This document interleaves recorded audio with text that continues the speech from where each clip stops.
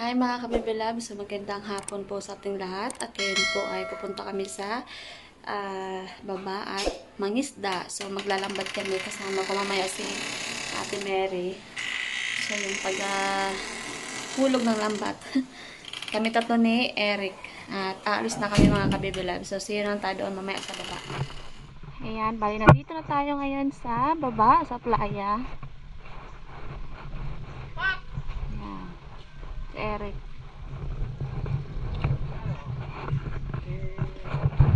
Sana naman ay swertihin tayo mamaya. Ayan mga kabebe loves, bali sisinsay sila ng lambat. Bago kami maglaot ay ayusin muna ang lambat nila para mamaya paghulog ay okay na. So dahil madumi yung lambat ay huhugasan muna nila sa dagat and then sisinsayin mga kabebe loves. So tinutulungan tayo ni Ray Castor.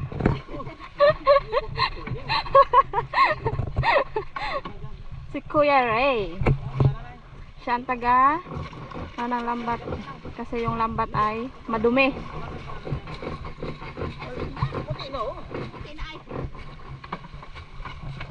Yan si Eric ang nagsinsay at si Ate Mary.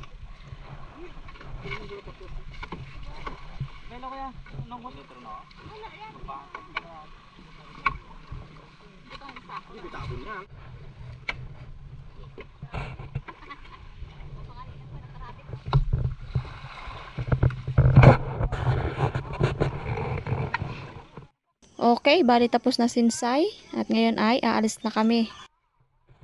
Ngayon po ay pupunta na kami sa paghulugan ng lambat at sana naman ay swertihin tayo ngayon para naman ay meron tayong pang-ulam kasi ilang days na at hindi tayo nakakatikim ng isda.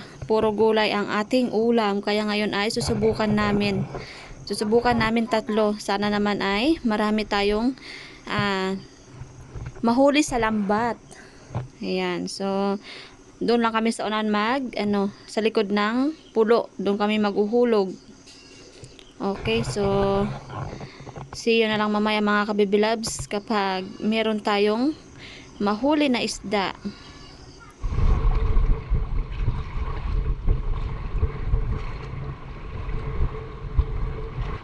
Sarap maligo. Sarap ligo eh.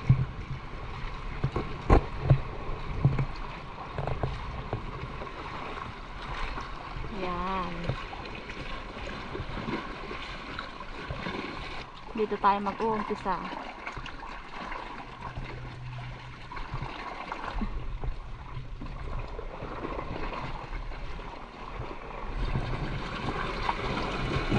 Yun.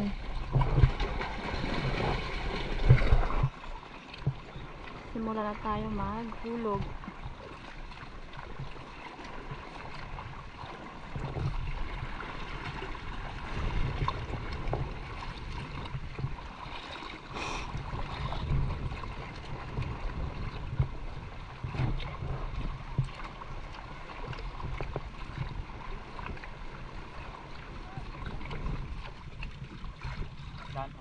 Tanan-tanan?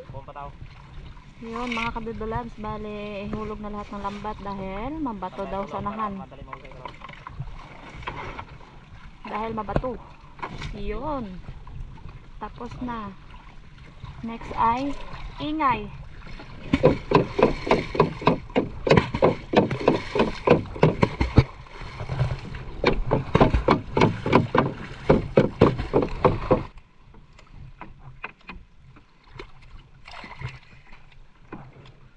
So, binabatak na po namin ang lambat dahil tapos na namin naingayan. So, tingnan na natin kung maraming huli natin sa lambat. Mabay ang lambat. Yan, okay.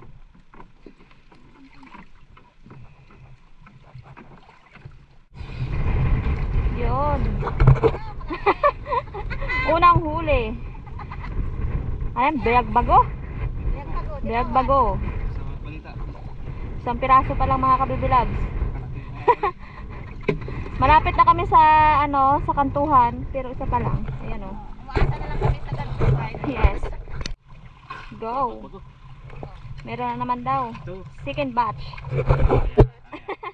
Ayan. Yan oh, dalawa. Ay. Kaysa wala. Madami na yan. Basta meron tayong ulam. Yan, dalawang bayag bago. Meron pa sa ano? Sa unahan. Pusit.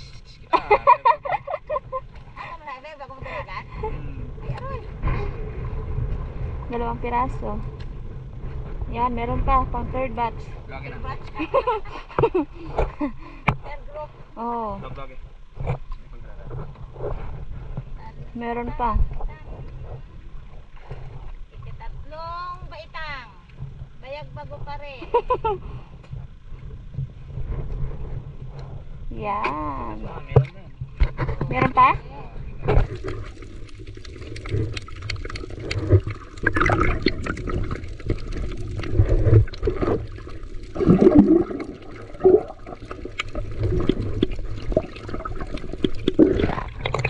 Yo, dalawang bayag bago. Kaya nang link niya bago. Puro bayag bago ah. Ilan na? 5. Tangan niya sa madalo ng tulong sa iyo. 5 piraso na mga bayag bago. 6. Ito sa mayarap. Opposite ito lang ang lula na ito sa Manila. Saan? Sa mayarap, karate lang. Dan, di ba dati pag dyan dito mayroon puset? Saburo dyan ah. Ha? Saburo. Dyan lang lagi ang motor din na siya na. Yan, so pinag-uusapan namin ang puset. Panarap. Kasi dati, paghulog namin dito. Ay! Wait lang. Na, ganado na sa kwento. Bakol again. Again, pakol. Masarap yung sinihaw, ang kanyang atay.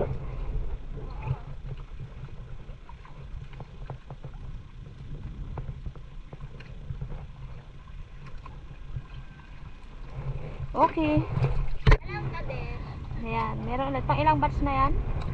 Pang lima pa Pang yan. 5. Dalawang piraso na naman.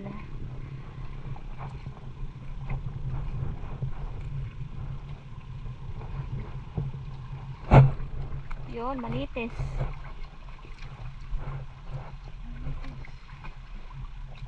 Manitis. Ina, pagkaganda ng kulay na lang. Ha? Ang Sarap lang sa pinirito. Hindi ako sa... Hindi, sweet. Papae. Hindi ako kalanlain.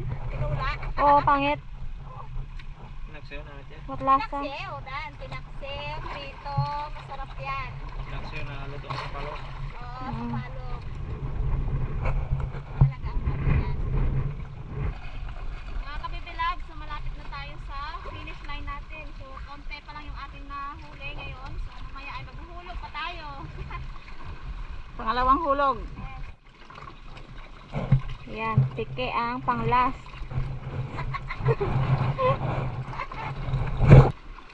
So, punta ulit kami doon mga kabibilags. Yan. Ang ganda ng bato. Kanina, dito din kami dumaan. At ngayon ay dito ulit tayo dadaan. Papunta sa kabila. Doon ulit tayo maghuhulog.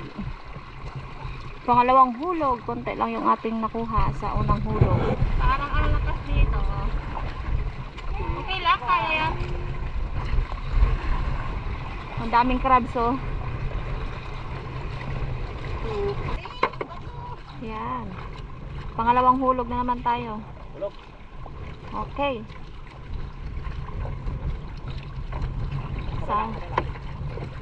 Sana iswerten tayo dito sa pangalawang hulog. At makakadali na tayo ng pusit. Pusit. Mabahal ko kapain.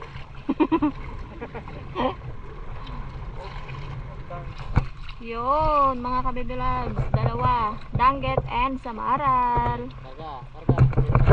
Meron pa? Tutok. Talak-titok? Karga lang. Para sa natulungan. Yan, ikarga na lang daw lahat.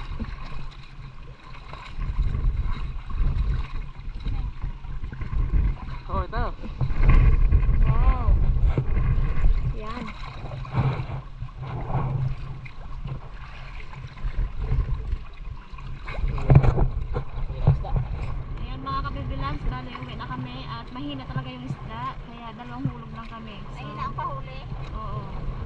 ay uwian na.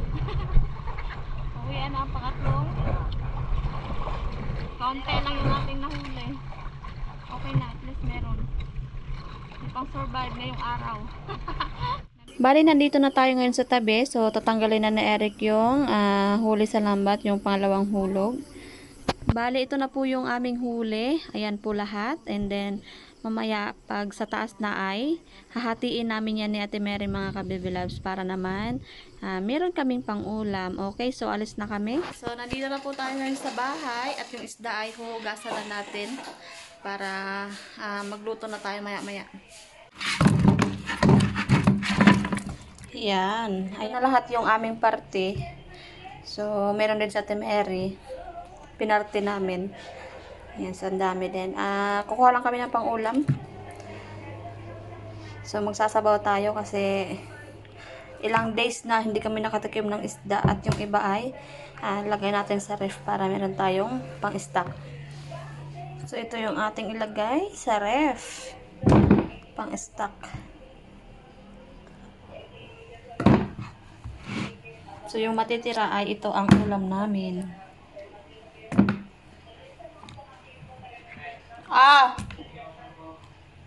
Wait lang, shampoo. So, si Eric ay naliligo. Ito yung ating ulamin. So, inihaw to ang pakol. Ito naman ay sasabawan ko kasi yan ang gustong-gusto ni Nana talaga, sabawan, sinabawan. Ayaw niya ng mamantika. Kaya sasabawan na lang natin. So, mamimitas muna tayo ng ating gulay na ihalo sa ating sinabawan na isda.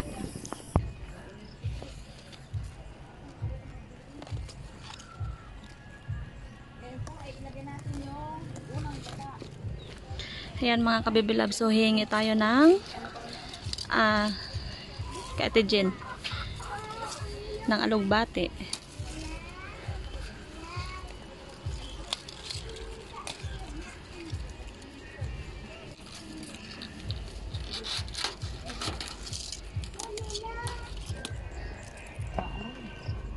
So ngayon po ay magsisimula na tayo magluto ng ating nahuling isda para sa hapunan.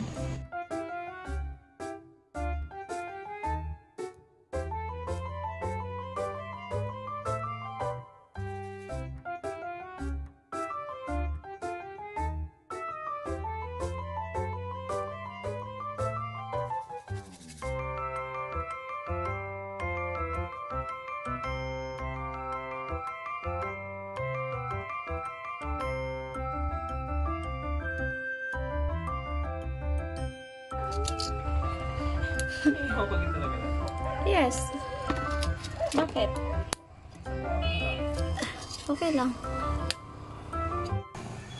So, titimplahan natin, lagyan natin ng patis. At yung ating gulay ay lalagay ko na rin.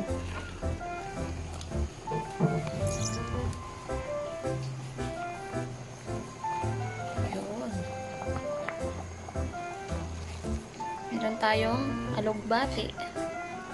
Pinagsama ko yung talbos, kamuti at alugbati. Masarap yan. Manamis-namis ang kanyang sabaw. Yan. So, pakuluan lang natin. Niluto na yung ating isda. So, tatanggalin ko lang yung gulay. Baka ma-overcook. Yun. Nabaluktot na ang ating inihaw.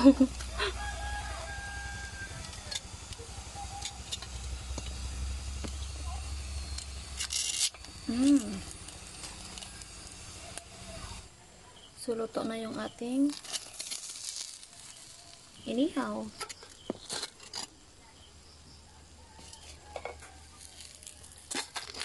Yan. Kakain na kami. So, ito na yung ating ulam ngayong gabi.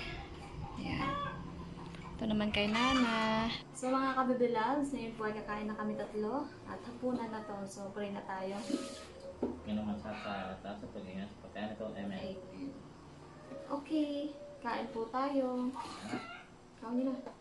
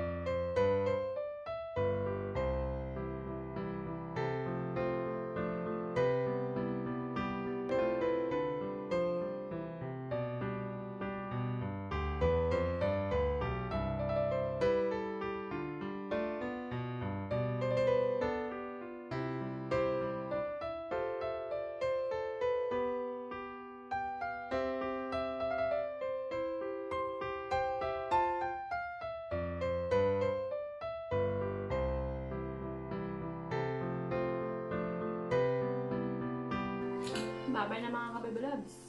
Bye-bye. Bye-bye na. Tuloy pa rin. Tuloy pa rin kami. Tuloy pa rin.